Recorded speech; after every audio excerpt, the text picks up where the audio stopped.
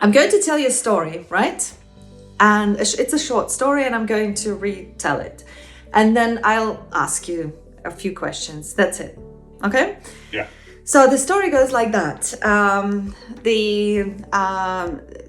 The whole situation takes place in, I think, like in mid-century, 20th century, not last century. And the storyteller is a young man who's staying at his uncle's place in Antibes, in a very luxurious villa. It's called d'Azur. And his uncle Octavian is very rich. Does it ring the bell? Like, do you recognize the story? Imagine.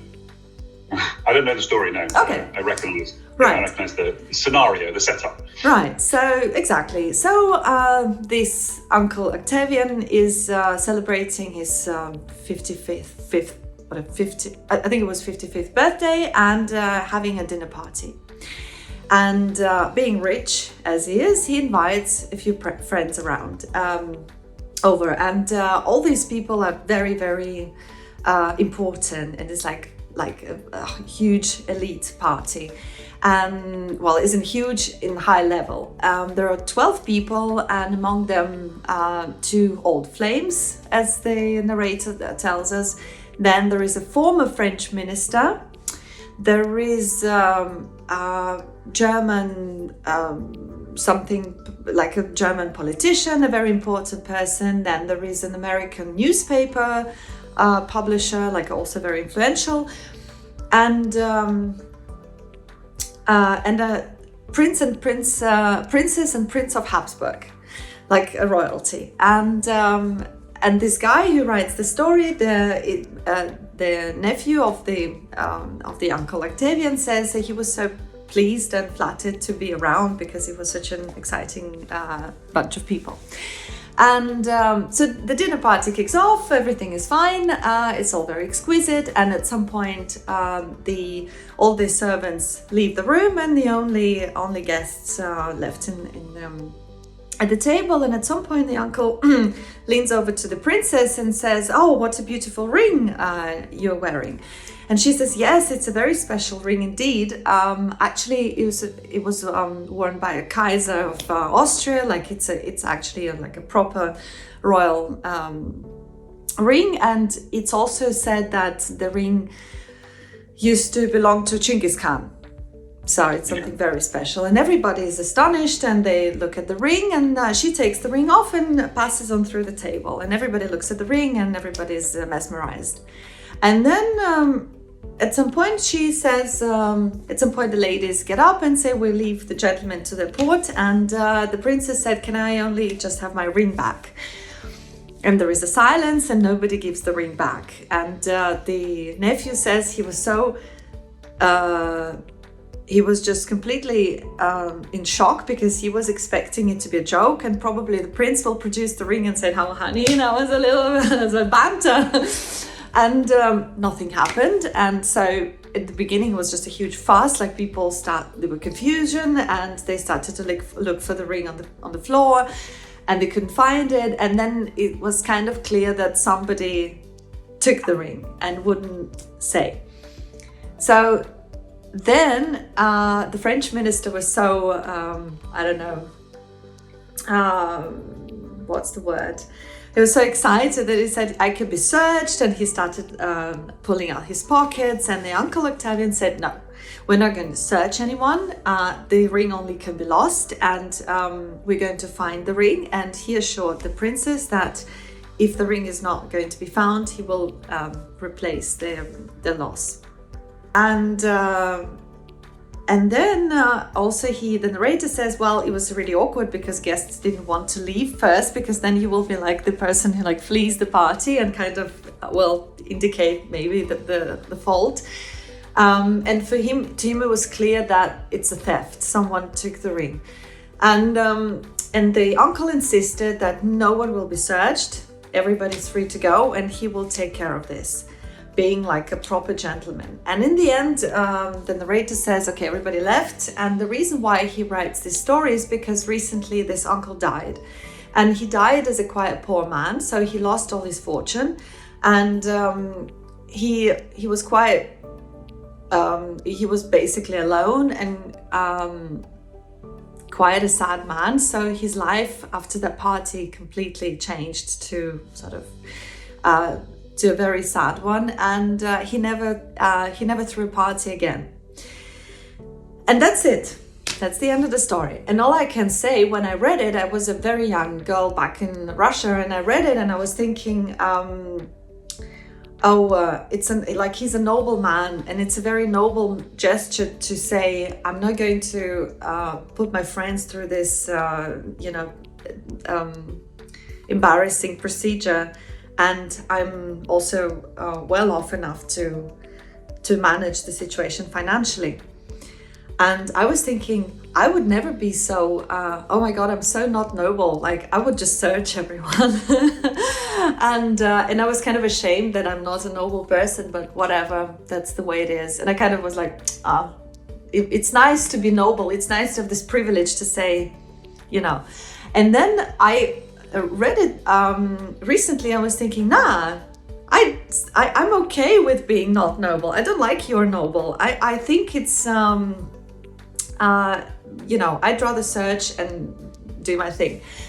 So that's it. And my question to you, what do you think? What would you do? And what do you think of the story? Interesting. It's annoying that you don't know what the results was or what happened to the ring. That's kind of irritating to me. I know. You don't know you never know who stole it. You never know. Maybe someone swallowed it and was so embarrassed. You just. But I think that's the point. When I read it, I was maybe it was dropped and nobody did steal it. It's just stuck under the floorboard somewhere for forever. Who knows? Yes, but maybe somebody dropped it in a soup, for example. I don't know.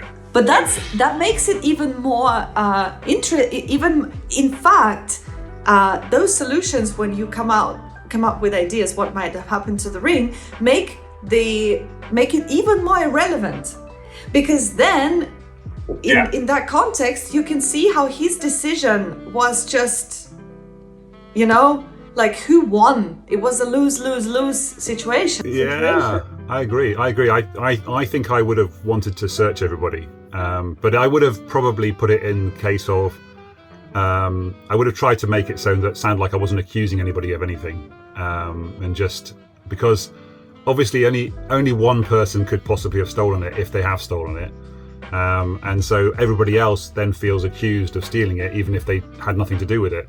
So it's a bit of a tricky situation. But also the other thing I was thinking is that this is not just a ring. There's a lot of significance behind that ring as well. So just replacing it with money doesn't really replace it.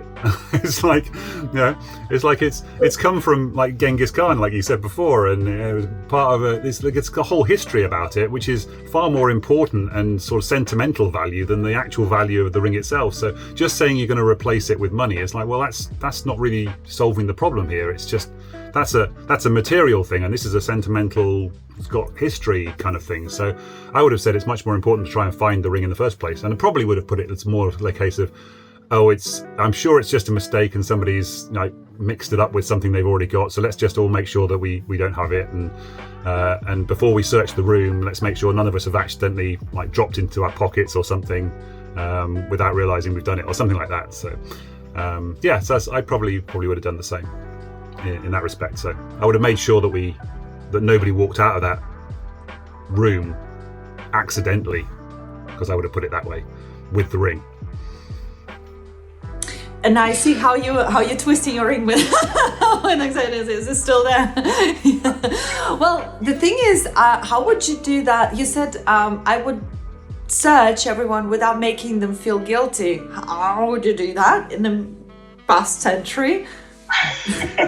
Where we didn't have this non-toxic talk, how would you do that? Like I said, I think I would make the assumption that the ring has been dropped or misplaced somewhere, and I would say to people, it's probably in the room somewhere, and we'll get the servants to turn the room upside down, but after we've left. But what I don't want is somebody to walk out of this room accidentally carrying it and not realizing it, and then drop it outside the room. Like if it's stuck in your coat or something, or it's dropped into your pocket, and then you take something out of your pocket and then you've dropped it in the streets outside somewhere. So let's just make sure that nobody in the room has actually got it on them before they leave the room, just to make sure that we haven't accidentally we don't accidentally take it out of the room and lose it outside the room, because it's clearly here somewhere. It must be here somewhere. So I would have put it like that. What do you think, what archetype of a man is this Uncle Octavian? Because what basically, I think a little bit, at the beginning, the author makes a little introduction, which is also typical for that time literature, with a little bit of judgment. Like he said, rich people also have problems, but they often don't have anything to do with money, because they can solve anything. They can hire people to solve their problems, but they have behavioral issues. And then I think he also looks at it in like an ethical point of view, because he does judge in the end the way the uncle lived the last 30 years and the way he died. He was alone. Like that changed his life. Like, and in the end you can see it was probably like a wrong decision. Do you know what I mean? So it's like ethically, from the previous point of view, the uncle was protecting the guests from this embarrassment and, you know, protecting their honor. But actually, by the price was the super, like you said, this value and the ring of the princess, which is also like, she also has honor to protect, as well as the ring, and as well as her right to have that ring, particularly when the amount of suspects are so limited. Like is so limited, you can actually kind of assume it's already very convenient when you have, you know, one of the people, one person in this room is definitely. It's a very controlled environment. And I think it's a little bit like an ethical conflict, like who are you protecting that? But I wanted to ask you, what archetype would you say Uncle is? Because I have. Well, yeah, I don't know. I'd have to know what archetypes you're talking about, because I'm guessing that you've got a mindset there. Before we move on to that. Because the other thing, of course, is that, well, what happened to the uncle? Why was he lonely, and why did his life go down the line? So that's another question. It's like, well, what happened to him afterwards? And is it possible, because as you were telling that story, I was thinking to myself, is it possible that the uncle stole the ring? Because he thought to himself, I want to have this sentimental value, but I've got enough money to replace it with with another ring that's with my money, but I can keep the sentimental version of this ring. And then that's the part of the reason why he felt guilty for the rest of his life and always felt his whole life fell apart, because he made that bad choice and that bad decision. You could turn it that way around as well. Yeah, so that was an interesting thing that I thought about while you were talking about that as well. As for archetypes, you'll have to. I mean, I don't really know, because we don't know enough about him to know. But because the other thing that comes there is if he didn't steal the ring, his mindset clearly was money can solve any problem, as opposed to what's the emotions going on here, because there's an emotional, sentimental value to the ring, but he's just thinking, I can replace it with money, rather than understanding the emotions behind the situation, I guess, as well. So yeah, anyway, back to architects, I think, unless this has got some questions about that. Yeah, well, I think what the nephew implies is that he repaid the money, and that's how he went broke. And once he, so that was the kind of implication. And once he lost all his fortune, nobody wanted to be friends with him. Guess what? You know? And so in the end, you see how it's a total lose-lose. Like he lost this status. He lost it because he also says, the nephew says he never went back to the villa. Like he probably sold it or whatever. So the villa was no more. And so all this lavish lifestyle just wasn't there anymore. So the point is, he lost everything. And in the end, he also says he didn't say like, oh, he was lonely. Okay, well, he was lonely beforehand. I was laughing because I was asking my friends, and there's like a couple in their 50s, and they're also very what's the word, like very determined people, like very self-aware. And then the woman said, like the man said, oh, well, I can see how it's about the ethics of the, this uncle probably was born in like 19th century. So he carries this honor thing, where the word meant a lot, blah, blah. And the woman and the wife said, no, I would search. And I was thinking, do you know what? The trouble of the uncle Octavian was that he was married. Like if he had a wife, she would be like, no one bloody leaves the house. So I think the real problem is because he was single and but no, I'm just kidding. But the point is that it's a lose-lose-lose situation in the end. And I was thinking of archetype a wimp. Like it's the person who you wrap it up in a good intention, but in the end you suffer and everybody suffers, kind of thing, Yes. I get it totally. And we were talking about nice guy, alpha guy, and that was kind of an inspiration to say, careful with saying nice guy, because often nice guy is a wimp, and a wimp is often much more dangerous and much more even financially inefficient because he's too generous and he's too kind and he's too honorable or whatever. But in the end, women lose their rings, and Well, I saw something on, I think it was an Instagram post or maybe a YouTube video or something, where somebody was talking about good guys